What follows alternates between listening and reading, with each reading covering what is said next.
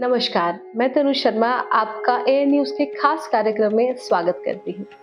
पिछली वीडियो में मैंने आपको माँ भगवती के नवरात्रि के महत्व और उनसे जुड़ी कई मान्यताएं और नवरात्रि में पूजन का महत्व और पूजन विधि के बारे में बताया था।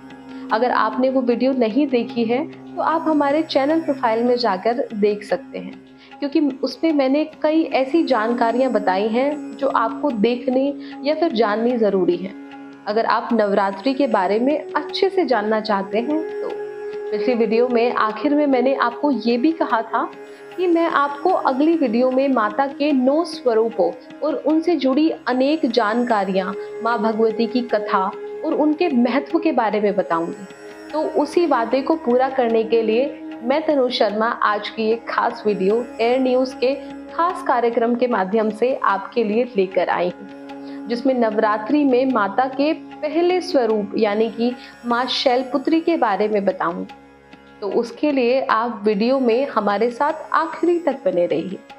लेकिन उससे पहले हमारे चैनल को सब्सक्राइब और वीडियो को लाइक करना ना भूलें।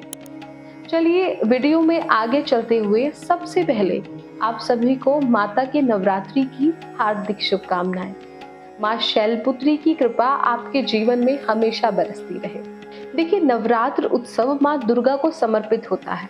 हर साल चैत्र माह के शुक्ल पक्ष की प्रतिपदा तिथि से चैत्र नवरात्र शुरू होते हैं। इस बार चैत्र नवरात्र 9 अप्रैल से 17 अप्रैल तक रहेंगे। चैत्र नवरात्र का पहला दिन माँ शैलपुत्री को समर्पित है। इस दिन माँ शैलपुत्री की विशेष पूजा करने की परंपरा है। साथ ही उनके निमित्त व्रत रखा जाता है।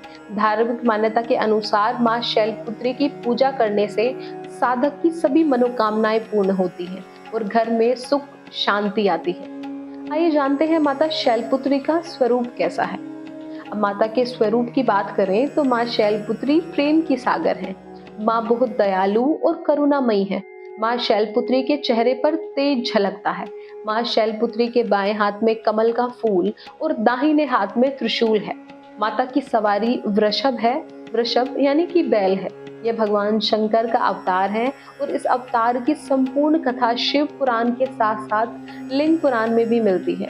देवी माँ अपने भक्तों की रक्षा करती है और उनके कष्टों को दूर करती है। मान्यता यह है कि माँ शैलपुत्री की पूजा करने से व्यक्ति को शुभ फलों की प्राप्ति होती है। अब अगर माता शैलपुत्री के महत्व की बात की जाए तो माँ शैलपुत्री सौभाग्य की देवी है। उनकी पूजा से सभी सुख प्राप्त होते हैं। पर्वतराज हिमालय के घर पुत्री के रूप में उत्पन्न होने के कारण माता का नाम शैलपुत्री पड़ा।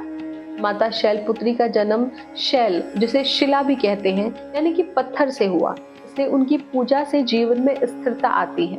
माँ को वृषारूढ़ा उमा नाम से भी जाना जाता है। उपनिषदों में तो माँ को हेमवती भी कहा गया है। माता को प्रसन्न करने के लिए माँ भगवती शैलपुत्री की पूजन विधि भी बहुत सरल है। अब विधि क्या है, आइए जानते हैं।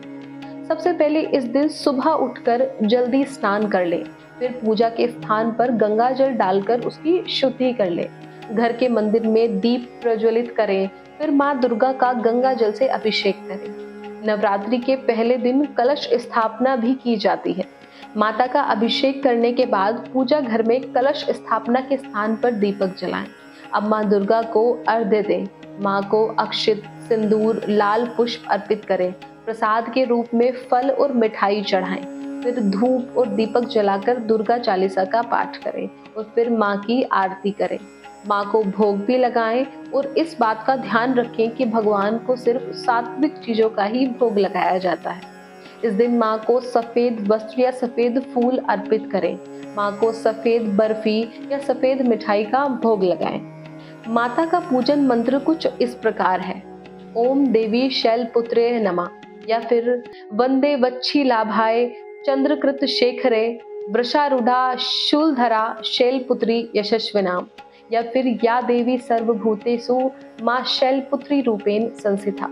तो इस तरह आप विधि विधान के साथ माता का पूजन करके माता को प्रसन्न कर सकते हैं। अब कई लोगों को माता शैलपुत्री से जुड़ी कथा जानने की दिलचस्पी होगी, तो चलिए आपको माता शैलपुत्री से जुड़ी कथा सुनाते हैं। माँ शैलपुत्री को सती के नाम से भी जाना जाता है।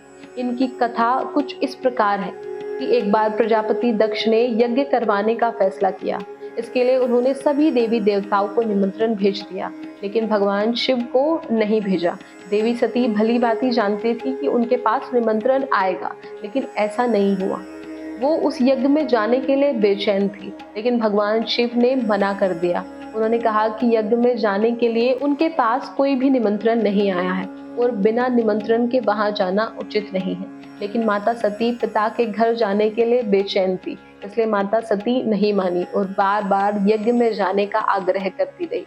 माता सती के न मानने की वजह से भगवान शिव को उनकी बात माननी पड़ी और उन्होंने माता सती को अपने पिता के यज्ञ में जाने की अनुमति दे दी। माता सती जब अपने पिता प्रजापति दक्ष के यहाँ पहुंची तो देखा कि कोई भी उनसे आदर और प्रेम के साथ बातचीत नहीं कर रहा है।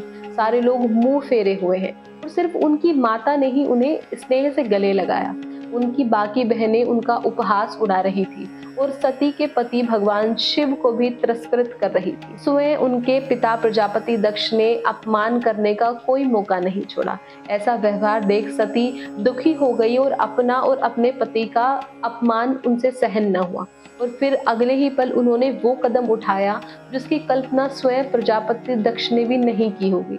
माता ने उसी यज्ञ की अग्नि में खुद को स्वाहा कर अपने प्राण त्याग दिए। भगवान शिव को जैसे ही अपनी अर्धांगिनी माता सती के आत्मदाह के बारे में पता चला तो वो दुखी और अत्यंत क्रोधित हुए और दुख और गुस्से की ज्वाला में जलते हुए शिव ने उस यज्ञ को ध्वस्त कर दिया।